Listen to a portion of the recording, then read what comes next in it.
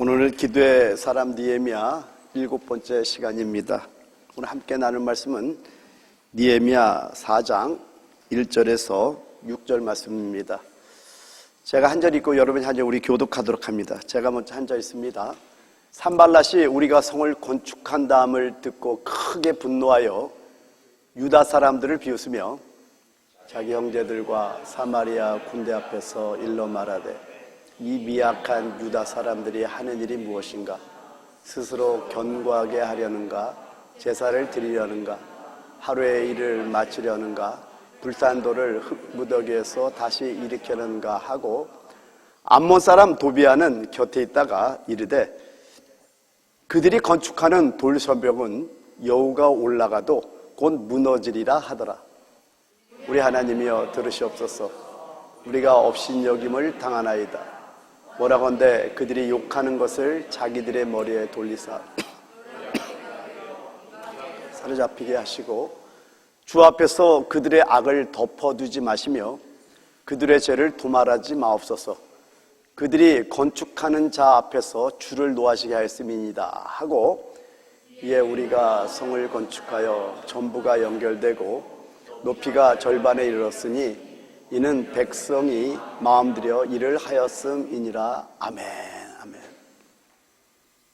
지난 시간에는 느헤미야 3장 그 부분과 또 느헤미야 4장의 한 부분을 여러분과 같이 나눴습니다. 여러분, 그 느헤미야가 한 첫 번째 반응, 그러니까 산발랏과 그의 일행들이 조롱과 비웃음을 가지고 이들을 낙심시키고 이들을 위협했을 때 느헤미야가 한 첫 번째 반응이 뭐였죠? 그렇죠, 기도였다라는 겁니다. 그렇게 느헤미야에게 와가지고 엄청난 그 말로다가 공격을 했을 때 4절과 5절이 느헤미야 또 기도로 이렇게 반응하는 모습을 보이고 있다라는 겁니다. 그리고 오늘 6절을 봤더니 이에 우리가 성을 건축하여 전부가 연결되고 높이가 절반에 이르렀으니 이는 백성이 마음들여 일을 하였음이니라 라고 말씀합니다. 바로 기도하고 나서 이에 우리가 성을 건축하여 전부가 연결되고 순식간에 높이가 절반에 이르렀다고 말씀을 해요. 이는 for the people worked with all their heart. 이는 백성이 마음들여 일을 하였음이니라 라고 말씀합니다. 어떻게 이게 가능할까요? 여러분, 이게 그냥 성경을 읽지 말고 하나하나 문맥을 보면서 읽는 건 너무나 중요하다는 겁니다. 여러분, 제가 첫 시간에 말씀드렸지만은요, 느헤미야는 1장 4절부터 끝절 11절까지가 기도로 시작하고 느헤미야 13장 31절이 기도로 끝납니다. 기도로 시작해서 기도로 끝나고 느헤미야 이 13장밖에 안 되는 이 안에 11번이나 기도로 꽉 차 있는 걸 볼 수 있다는 겁니다. 근데 여러분, 느헤미야 다른 장 넘어가지 말고 4장에서도 먼저 4절에 보니까 우리 하나님이여 들으시옵소서. 우리가 업신여김을 당하나이다 하면서 기도로 시작하고 있다는 겁니다. 그리고 9절에도 우리가 우리 하나님께 기도하며 하면서 쭉 기도로 시작하고 있다는 거예요. 그리고 20절에 보면은요, 너희는 어디서든지 나팔 소리를 듣거든 그리로 모여서 우리에게로 나오라. 우리 하나님이 우리를 위하여 싸우시리라. 하나님을 믿는 믿음으로 기도했다는 게 이 구절 안에 보이고 있다는 겁니다. 느헤미야가 이렇게 백성들과 함께 기도했기 때문에 생각을 집어넣는 그들의 독이 섞인 말이 역사하지 못했다라는 겁니다. 그 4장 중을 다시 한번 같이 한번 읽어봐요. 시작. 이에 우리가 성을 건축하여 전부가 연결되고 높이가 절반에 이르렀으니 이는 백성이 마음들여 일을 하였음이라. 아멘. 기도를 한 거예요. 우리는 기도해야 됩니다. 그리고 맡겨진 일에 최선을 다해야 된다는 겁니다. 여러분, 기도할 때는요, 모든 것이 하나님께 달려있는 것처럼 기도하시기 바랍니다. 하지만은요, 여러분이 준비할 때는 모든 것이 내 자신에게 달려있는 것처럼 일해야 되는 거예요. 할렐루야. 여러분, 사해는 사해, 죽음 바다라는 뜻입니다. 여러분, 사해가 왜 죽음 바다라 그럴까요? 물이 흐르지 않기 때문에 그렇습니다. 여러분, 물이 흐르지 않으면 썩습니다. 우리도요, 몸을 움직여서 일하지 않으면요, 신앙이 병듭니다. 한 예를 들어볼게요. 저는 목사님의 말씀을 하나님의 음성처럼 들었던 사람입니다. 근데 우리 목사님께서 주일은 생명처럼 여기라는 그 말을 저는 생명으로 들었던 거예요. 그러다 보니까 청년 때 정말 주일은 지키겠다는 마음이 제 안에 있었던 거예요. 근데 그날 굉장히 추웠는데 몸살이 왔던 겁니다. 근데 몸이 너무너무 고통스러운데 또 목사님의 말씀이 또 생각이 나는 거예요. 이사야 53장 5절 말씀이 생각난 거예요. 그가 징계를 받음으로 우리가 평안을 누리고 그가 채찍에 받음으로 우리가 나음을 입었다. 병은 우리 게 아니고 그거는 주님께서 십자가에 모든 걸 해결한 거기 때문에 믿음으로 선포한 낫는다는 말씀이 또 생각난 거예요. 근데 그날 밤에 밤새도록 그가 징계를 받음으로 우리가 평안을 누리고 그가 채찍을 받음으로 우리가 나음을 입었다. 이제 그거를 그가 징계를 받음으로 노요셉은 평안을 누리고 그가 채찍을 받아 노요셉은 나음을 입었다. 막 이렇게 고백을 계속한 거예요. 그리고 아침에 일어났는데 몸이 난 게 아니에요. 더 아픈 거예요. 근데 우리 집에 산속에 있었거든요. 그래서 얼음을 깨가지고 얼음물로 막 비누로 머리를 감았습니다. 머리가 이제 깨지는 것 같더라고요. 그런데 계속 선포를 해도 낫질 않는 거예요. 그리고 그 몸을 가지고 교회를 왔습니다. 교회 올 때까지 낫질 않았어요. 그런데 교회 성전의 문을 열고 딱 들어가는 순간에 하나님이 신비한 을 주시는 거예요. 하늘로부터 에어컨 바람 같은 게 싹 내려오더니 그렇게 깨질 것 같은 머리와 온몸이 몸살로 힘들었던 몸이 그 순간에 싹 나버리는 거예요. 할렐루야! 그때 깨달은 거예요. 아, 이래서 우리가 정말 하나님의 말씀에 순종해서 우리 몸을 움직여야 되는구나. 여기서 깨달았던 거예요. 다시 한번 얘기합니다. 사해는 죽음 바다라고 합니다. 왜 죽었냐면 물이 흐르지 않기 때문에 죽었다라는 겁니다. 마찬가지로 물이 흐르지 않으면 썩듯이 몸을 움직여 일하지 않으면 신앙이 병든다라는 거예요. 그래서 이렇게 어떤 주의 종을 통해서 하나님의 말씀이 선포될 때 여러분 그 말씀을 하나님의 음성을 들으면은 여러분의 인생에 놀라운 축복이 임할 줄 믿습니다. 할렐루야. 여기 느헤미야 그리고 이제 4장 7절 8절에 말씀하기를요, 산발락과 도비아와 아라비아 사람들과 암몬 사람들과 아소 사람들이 예루살렘 성에 중수되어 그 허물어진 틈이 메꾸어져 간담을 듣고 심히 분노하여 다 함께 꾀하기를 예루살렘으로 가서 치고 그것을 요란하게 하자 하기로. 여기 꾀하기를이라는 단어는 카샤르라는 단어입니다. 히브리어로 음모했다라는 거예요. 그럼 보세요, 여러분. 지금 뭘 음모했냐면은 여기 이제 앞에 이제 구절이 나왔지만은요, 여기 보니까 산발락은 사마리아 총독입니다. 산발락과 도비아와 아라비아 사람들과 암몬 사람들과 아소 사람들이 이렇게 나왔잖아요. 자, 예루살렘 성이에요.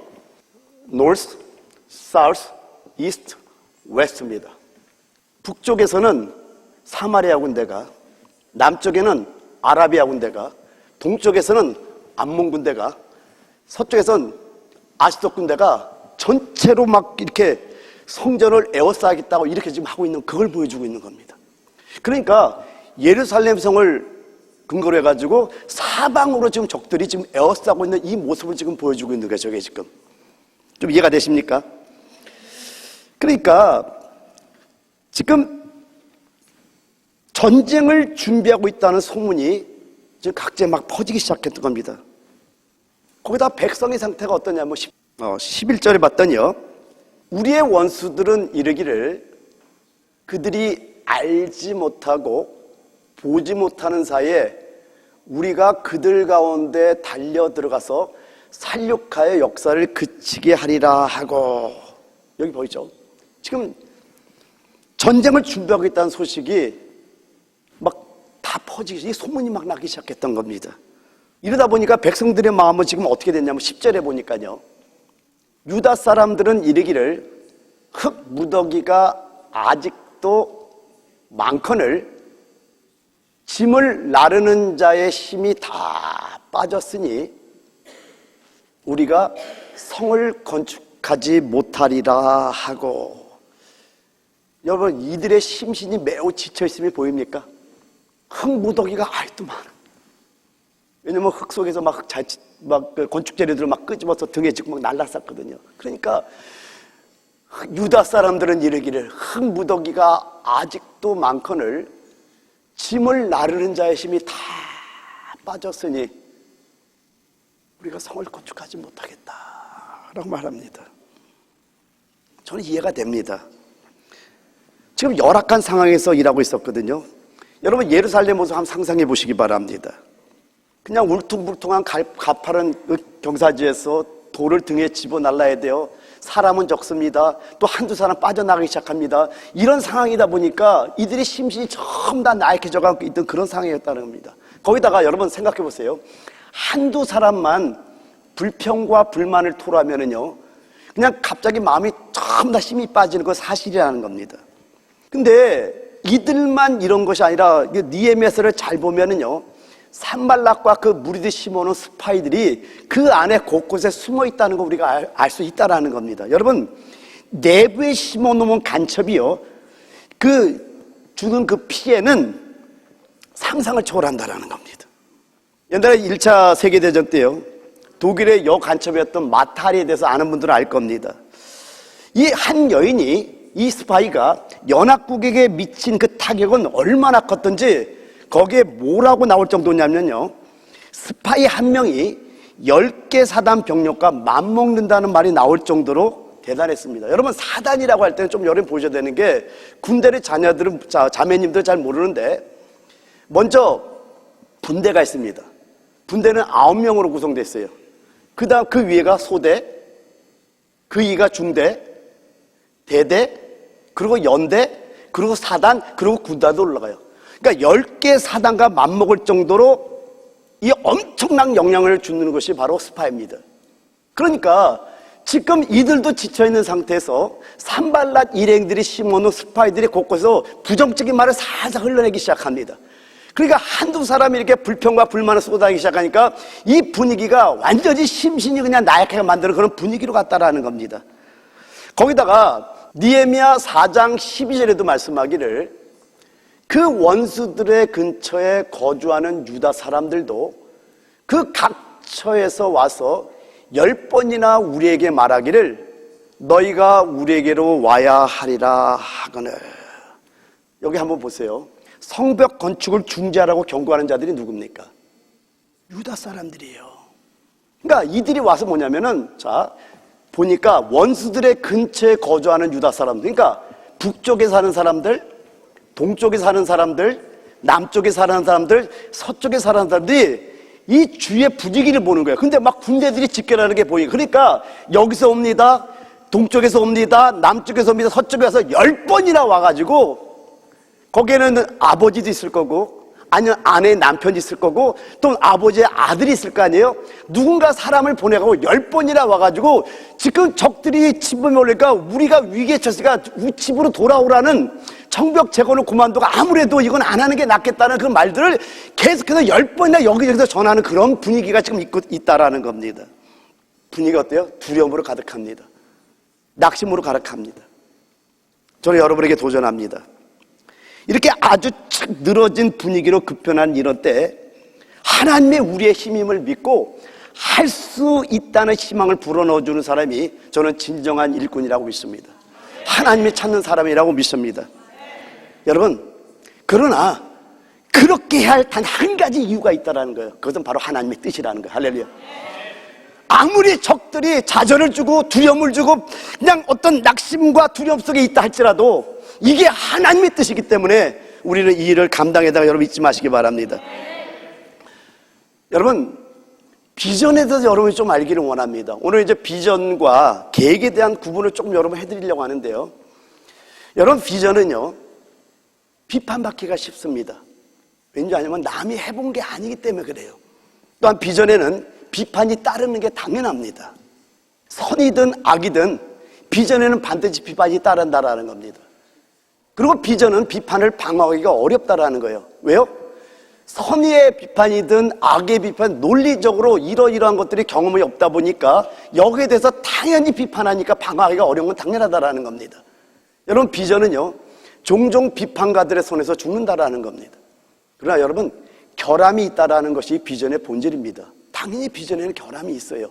근데 중요합니다. 마지막, 만일 비전에 결함이 없다면은요, 그것은 누군가 다른 사람이 이미 성취해 놓았을 것이라는 거 우리가 알 수 있다는 거예요.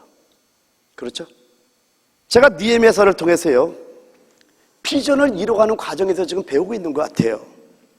오늘 세 가지로 말씀드릴 텐데요, 느헤미야는 이렇게 했던 겁니다. 첫 번째는요, 따라합니다. 기도했던 거예요. 여러분, 비전을 언제 봤죠? 느헤미야는 어려서부터 하나님께서 준비한 사람이었던 거예요. 그리고 아닥사스다 왕의 술관원으로 그 옆에까지 안배하신 것이 하나님의 계획이었다라는 겁니다. 근데 어느 날 동생 하나를 통해서 예루살렘의 상황을 듣게 되는 거예요. 그 상황을 들으니까 그 자리에서 땅을 치면서 울기 시작합니다.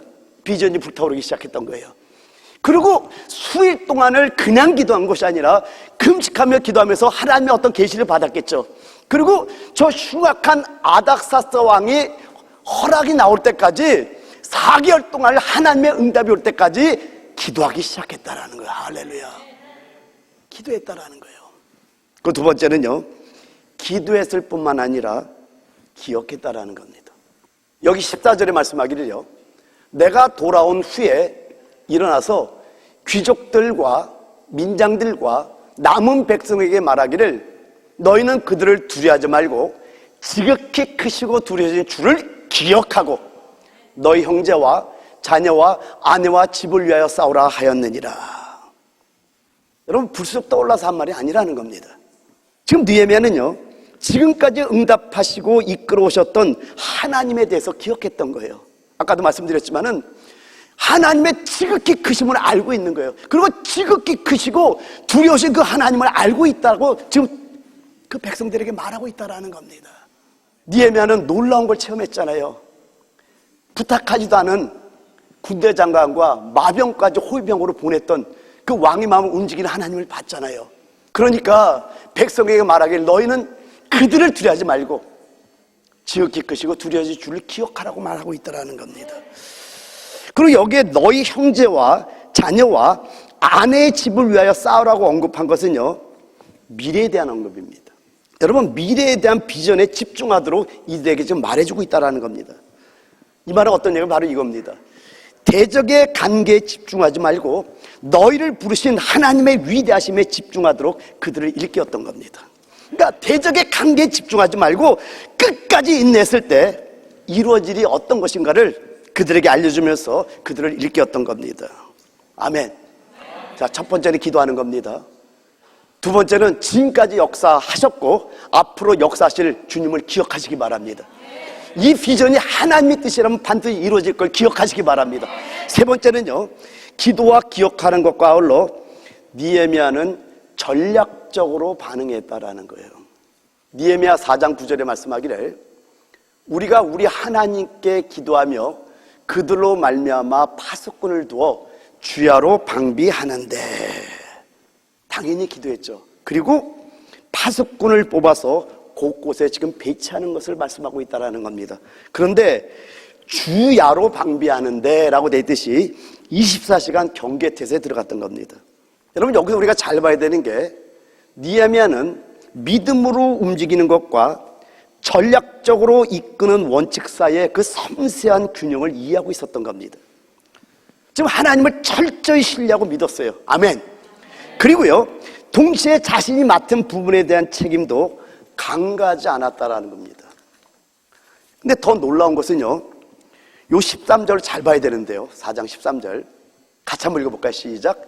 내가 성벽 뒤에 낮고 넓은 곳에 백성이 그들의 종족을 따라 칼과 창과 활을 가지고 서 있게 하고, 자 보세요.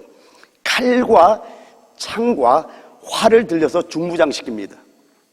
그리고 성뒤 낮고 넓은 곳에 종족을 따라, 종족을 따라라는 단어가요, 히브리어로 미시파하라는 단어예요. 근데 이 단어는 어떤 뜻이냐면 family, 일족, 가족이라는 뜻입니다. 가족, 일족, 친족 이런 뜻이에요. 가족이라는 뜻이에요. 그러니까 여기 보니까 그들의 종족을 따라 칼과 창과 활을 가지고 서 있겠다는 이 말은 가족별로 그룹을 지어서 요소에 배치시켰다는 거예요.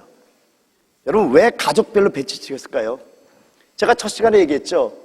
중수할 때 집 맞은편을 중수하게 하는 지혜를 썼듯이 가족을 위해서는요, 목숨을 걸고 싸울 것이기 때문에 가족별로 요소에 배치시키고 있는 겁니다. 최단의 전투 효과를 보는 거예요, 여러분. 할렐루야. 근데 여기 낮고 넓은 곳에 이들을 갖다가 배치했는데, 여러분, 이게 일부 시간에 이것 때문에 조금 질문이 있고 뭐 여러 가지가 좀 있었어요. 근데 여러분, 그냥 답을 하지 말고 속으로 답하시기 바랍니다. 여기 낮고 넓은 곳이 시야에 잘 노출된 곳일까요? 아니면 노출되지 않을 곳일까요? 속으로만 답하세요.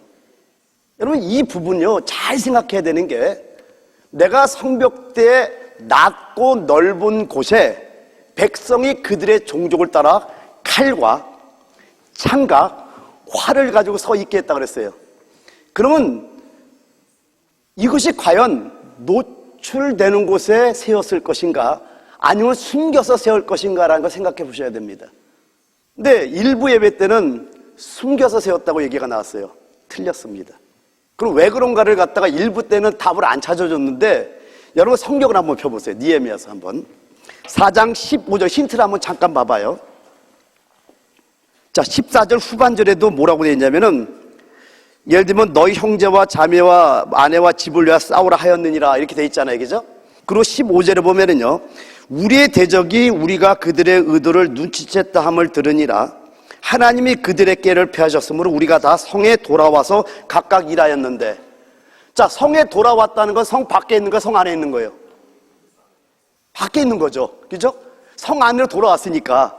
그러니까 이 말은 뭐냐면, 이 느헤미야가 얼마나 심리에 능한 지혜자인지를 여기서 알 수 있다는 겁니다. 여러분, 낮고 넓은 곳이라는 것은 적의 시야에 일부러 노출시킨 겁니다. 왜 그런가 한번 볼게요. 지금 적들에게 뭘 보이려고 하는 거냐면, 이쪽에 철통 같은 경계태세를 보여줌으로써 적의 전투 의지를 애초에 꺾어버리기 위함이었다는 겁니다. 여러분, 느헤미야는 굉장히 젊었어요. 그렇지만 심리정에 아주 탁월한 지도자였음을 알 수 있다는 겁니다. 여러분, 손자병법에 보면은요, 우리가 너무나 잘 아는 말이 있죠. 지피지기면 백전백승이라는 말은 사람들이 만들고, 손자병법에 정확하게 지피지기면 백전불패라고 되어 있습니다. 100번 다 승리할 수 있을지는 모르겠지만은 적을 알면은 100번 싸서 실패는 안 한다는 거예요. 패배는 안 한다는 거예요. 근데 또 한 가지는 뭐가 있냐면은요, 전쟁에서 가장 좋은 방법은 싸우지 않고 이기는 거래요. 근데 싸우지 않고 이기는 방법이 뭔가 했더니, 그 최상의 방법이 적의 전의를 아예 꺾어버리는 거라고 하는 겁니다.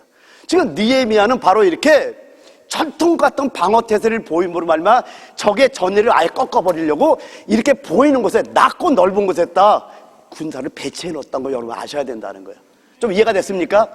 할렐루야. 그러니까 이들이 하나님께서 저들의 꾀를 패하셨다는 아니까 돌아가니까 그때서 성으로 돌아왔단 말이에요. 그러면 이 성 안에 있는 것이 아니라, 왜냐하면 비하인드 월이라는 저 말 때문에 좀 교사들이 좀 질문이 있던 거거든요. 그러니까 저 비하인드 월이라는 건 성 밖이라고 보면 된다고 여러분 깨달으시기 바랍니다. 할렐루야. 이 정도 이해됐습니까? 할렐루야. 그리고 넘어가죠. 그리고 여기 15절에 보면은요, 우리의 대적이 우리가 그들의 의도를 눈치챘다 함을 들으니라. 하나님이 그들의 꾀를 펴하셨으므로 우리가 다 성에 돌아와서 각각 일하였는데. 자, 요거 말씀을 넘어가기 전 그래도 조금 더 설명해야 돼요. 성 안이든 성 밖이든 그렇게 중요하진 않다고 봐요, 저는요. 왜 그러냐면은요, 그 적들이 볼 때 어쨌든 보이는 곳에 이들을 배치했다, 이것만 보면 됩니다. 일단 아멘. 자, 이러고 넘어갑시다. 여기 보니까 하나님이 그들의 꾀를 펴하셨으므로 이 말을 합니다. 느헤미야는 자기의 지혜가 뛰어나서 승리했다고 보지 않고 있다는 겁니다. 하나님께서 그들의 꾀를 펴하셨기 때문에 승리하는 걸 인정하고 있다는 겁니다. 여러분, 잠언서 21장 1절에 이렇게 말씀하죠.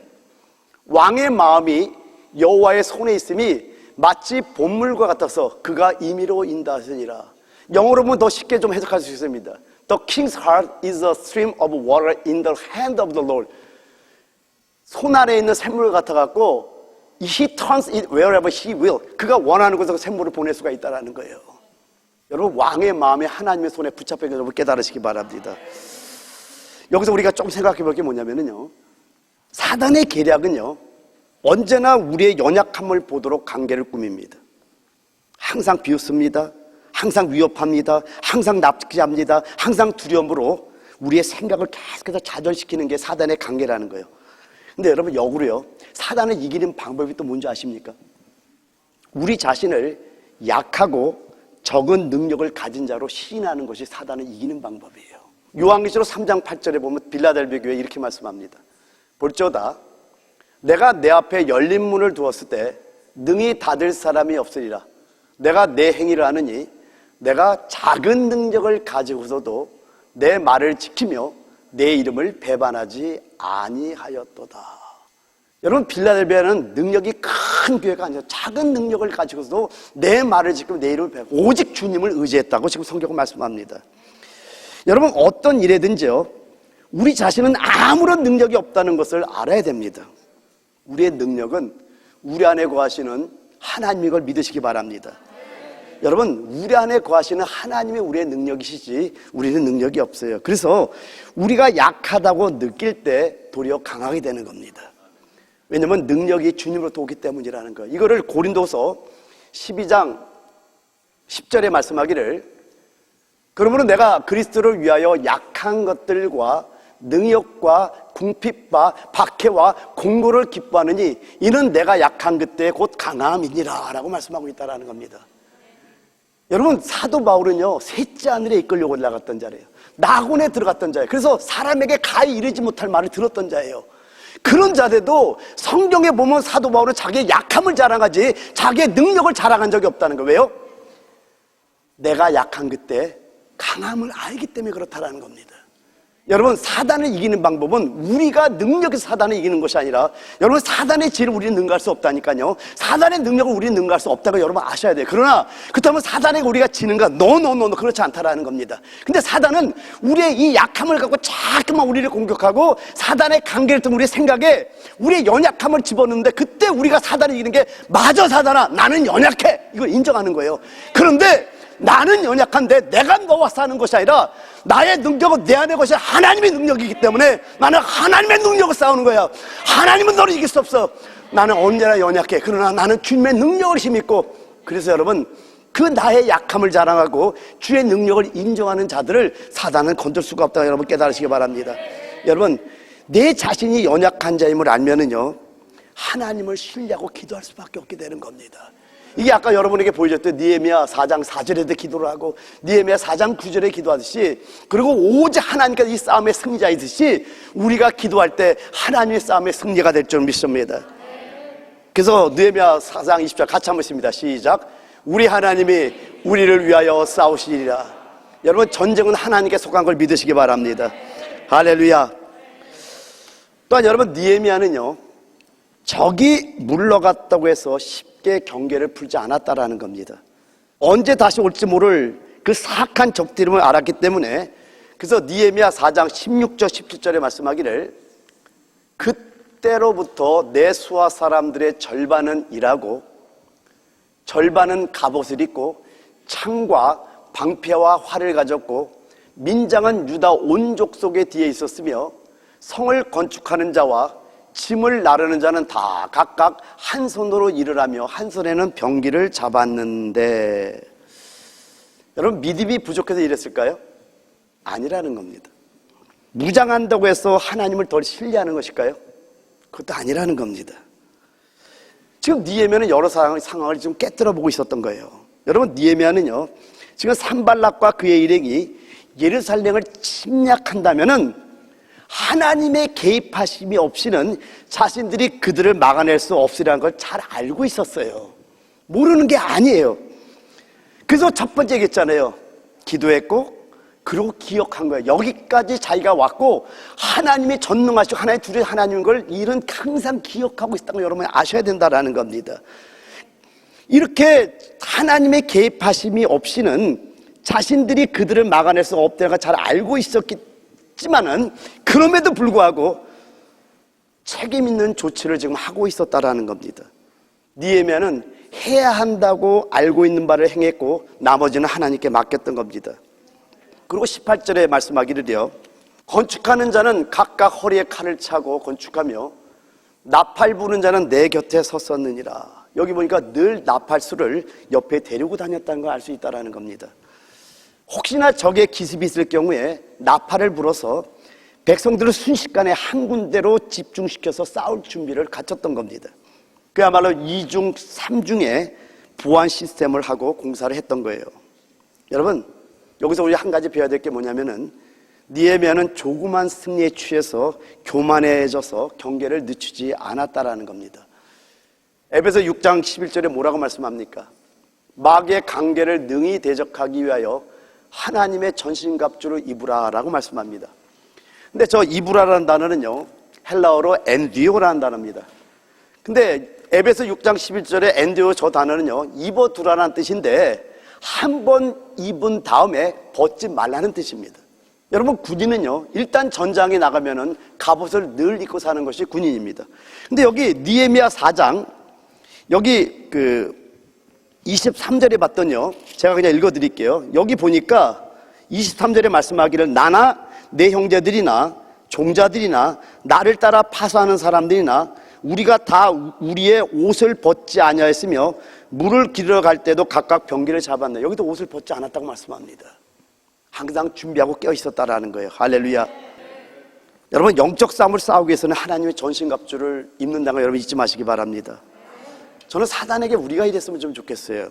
내가 단단히 준비하고 있으면은요, 상대의 공격 의지를 꺾어버리듯이 내가 성령의 검인 말씀으로 무장돼 있고 강력한 기도의 방패로 무장하고 있으면은요, 사단이 함부로 나를 공격해 들어오지 못한다라는 겁니다. 여러분, 진정한 영적 전쟁은 사단의 공격 의지를 애당초에 그냥 제압해 버리는 걸 여러분 깨달으시기 바랍니다.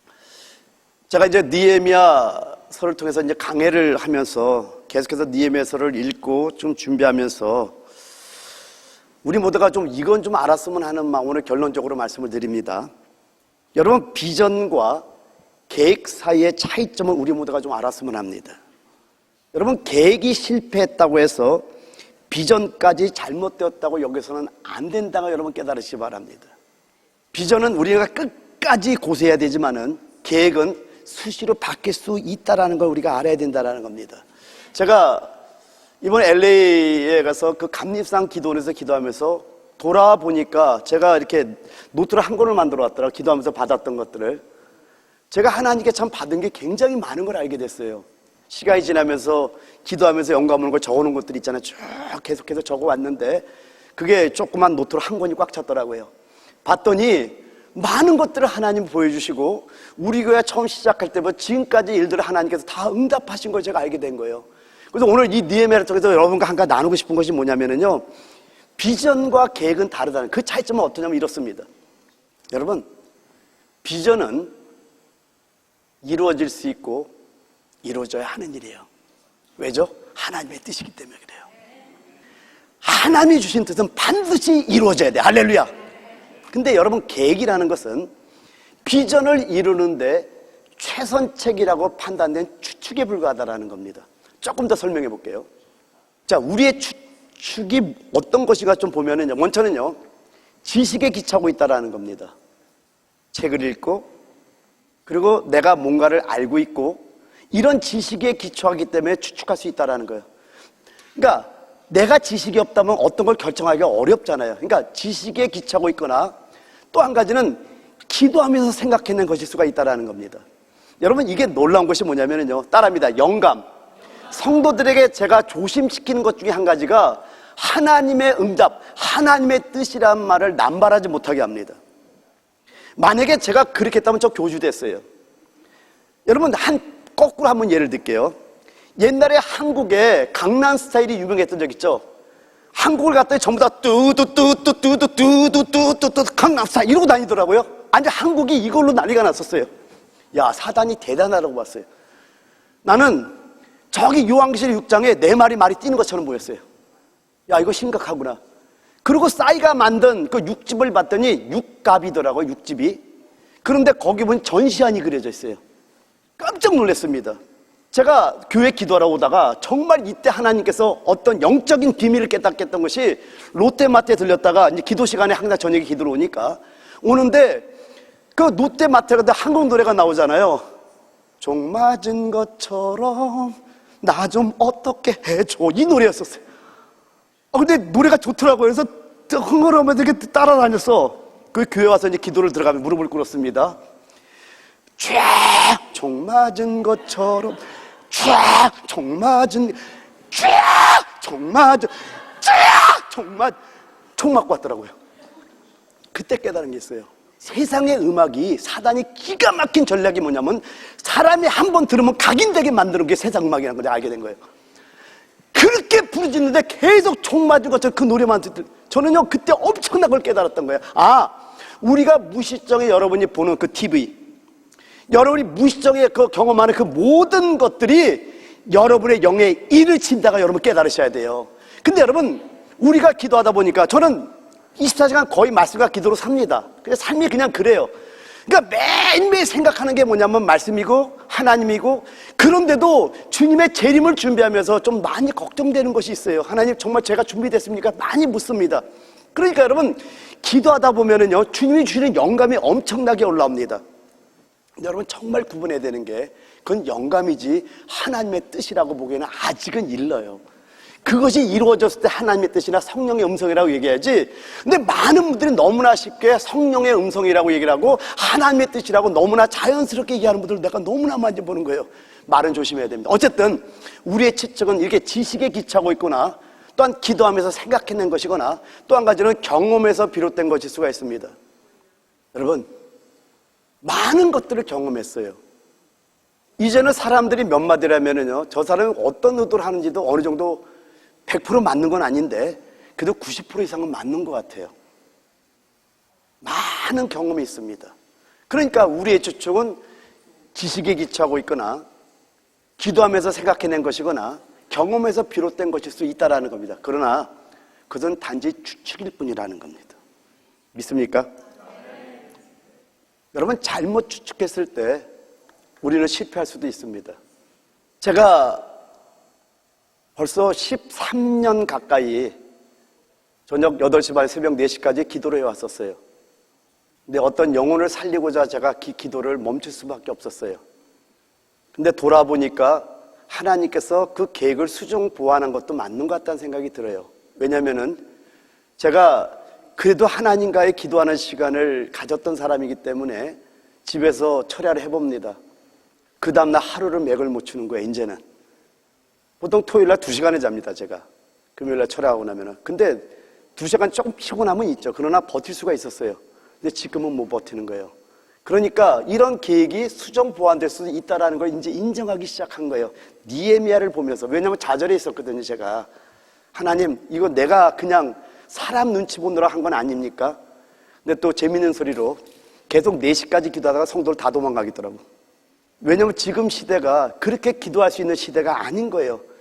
그러나 여러분 가정에서 여러분 기도하기를 원합니다. 어쨌든 여러분 올바른 추측이든 잘못된 추측이든 어쨌든 그 선의의 비판이든 악의 비판이든 그 비판으로 이것이 실패할 수 있다는 걸 여러분 아셔야 돼요. 어쨌든 잘못 추측했을 때 우리는 실패할 수 있는 거 여러분 인정하시죠? 그렇다면은요 그게 결코 비전을 포기할 만한 이유가 되지는 않는다라는 거예요. 맞죠? 아멘? 그냥 단지 그 계획을 포기하라는 신호를 뿌리라는 거예요. 그러니까 저도 많은 계획을 지금 수정하고 있어요. 이제는 우리 교회를 세우기 위해서 여러분 제 계획 중에 한 달라진 게 뭔지 아세요? 놀라운 변화 하나 설명해 드릴까요? 제가 지난 금요일 날은 얘기했었어요. 제 마음속에 한 가지는 여러분 이긴 자 세우는 그 생각밖에 없어요. 진짜예요.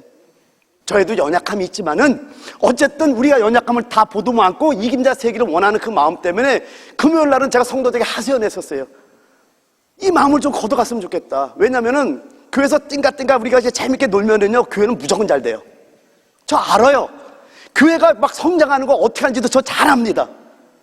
근데 하나님 앞에 여러분이 딱 섰을 때 주님의 심판대 앞에 섰을 때 너 뭐하다 하냐라고 물으면은 그게 자꾸만 생각이 나. 나는 이걸 털어버리려고 많이 노력. 그렇다고 게을릴 수는 없잖아요, 성품적으로. 근데도 안 되는 거예요. 그래갖고 제가 고민합니다. 그러면서 한 가지 바꾼 게 뭐냐면은, 이제 깨달은 게 뭐냐면은, 그래, 열심을 버릴 수는 없는데 여러분을 대하는 것을, 여러분에게 뭔가를 제가 지적하지는 않습니다. 요즘 그거 여러분 아세요? 제가 지적하지 않는 거? 단자나 여러분을 격려하고 여러분을 사랑만 하는 거 아세요? 지금 제가 달라진 게 바로 이거예요. 깨달은 게 그거예요. 가르쳐서 안 변하는구나. 아무리 하소연한다고 되는 게 아니구나. 그래서 저는 죽겠지만 사망은 우리 안에서 역사하고 생명은 여러분이 한다고 하듯이 기다려주는 거예요. 그냥 여러분, 제가 여러분의 모습이 안 보여서 이렇게 아무 소리 안 하는 게 아니라 기다려주고 있다는 거 여러분 알아주시기 바랍니다. 그리고 그냥 기도하고 있어요. 성도들 한 분 한 분을 기도하고 있습니다. 하나님, 특별히 영적으로 떨어지는 분이 그분을 더 기도하는 건 사실이에요. 왜냐하면 잘하고 있는 분들까지 제가 기도할 시간이 없습니다. 제가 기도할 게 많아요. 그렇지만은 뭔가 못 따라오는 것 같으면 그분을 위해서 계속 기도하는데 언제까지 그분이 변화가 될까 전 뒤에서 기도하고 있다는 것만 여러분 아시면 됩니다. 어쨌든 단지 그 계획을 포기하라는 신호일 뿐이라고 여러분 잊지 마시기 바랍니다. 제가 오늘 니에미아를 통해서 배울 세 가지는 바로 이겁니다. 첫째는 뭐예요? 기도를 배워야 돼요. 여러분, 기도하는 것은 철저히 배워야 됩니다. 여러분, 우리 교회에서 10시에 기도 시간, 한 몸 기도 시간을 만들어 놨어요. 그 시간에 여러분 얼람 올려놨습니까? 그 시간에 제가 부르짖고 기도하라고 그러지 않았잖아요.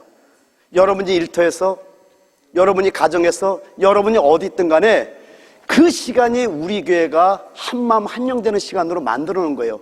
제가 왜 10시로 정한 줄 아세요? 혹시 자는 사람이 있을까 봐. 10시에는 그래도 다 깨어있는 시간이기 때문에 10시로 정한 거예요. 왜 젊은 청년들은 또 밤에 늦게 자다 보면 9시 뭐 이렇게 넘게 일어날 수 있다는 생각까지 하고 10시를 제가 시간을 잡았던 거예요. 그 시간에는 단 한 번이라도 여러분 교회를 위해서 한번 생각하는 시간이 되기를 부탁드립니다. 어쨌든 우리는 기도해야 돼요. 두 번째는 기억하는 겁니다. 지금까지 인도하신 하나님. 고린도후서 1장의 사도 바울의 고백이 뭡니까? 하나님을 철저하게 의지하는 거예요.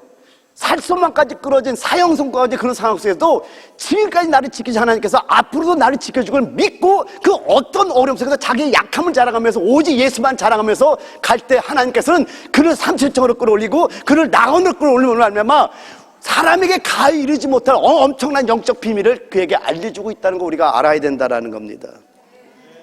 그 세 번째는요, 기도와 기억하는 것과 아울러서 니에미아가 전략적으로 반응했듯이 하나님의 나라를 위해서 우리의 비전이 실현될 때까지 여러 차례에 걸쳐 계획은 보완될 수 있다는 것을 잊어서는 안 됩니다. 많이 보완돼서 갈 거예요. 아멘. 근데 여러분, 계획은 얼마든지 보완하면서 수정해 나갈 수 있지만은 하나님께서 우리 워싱턴 배단역에 주신 비전은 반드시 이루어가야 한다는 것을 잊지 말길 바랍니다. 할렐루야. 자, 우리 두 가지만 기도할 거예요. 오늘 간절히 한번 기도하. 첫 번째는요, 대적들의 비웃음 소리가 커질수록 더 뜨겁게 기도하겠습니다. 여러분, 니에미아 4장을 통해서 그리고 에스라 4장을 통해서 에스라에서는 성전이 재건될 때 유다와 베냐민의 대적들이 공개적으로 공격하기 시작합니다. 니에미아를 통해 성벽이 재건될 때 산발락과 그 일행들이 공개적으로 아예 죽이려고 좀 난리를 칩니다. 이렇게 대적들의 비웃음 소리가 커질수록 하나님 더 뜨겁게 기도하겠습니다. 그들의 소리에 귀를 기울이는 것이 아니라 그 소리를 잘라내버리고 하나님, 우리는 하나님의 말씀을 이렇게 기도하겠습니다. 또한 기도하면서 동시에 열심히 방어하고 일하겠습니다. 준비하고 철저히 일하겠습니다. 기도하는 거예요. 세 번째는요, 내부의 침체와 분열을 해결하는 자가 되겠습니다. 여러분, 사단의 도구가 되지 마세요. 교회에서는요, 소극적 말을 하는 거 아니에요. 교회는 무조건 생명의 말을 하는 겁니다. 소극적인 게 보일 때는 우리는 기도하는 거예요. 이거 세 가지 놓고 우리 주의 이름 한번 부르고 기도하겠습니다. 기도하겠습니다.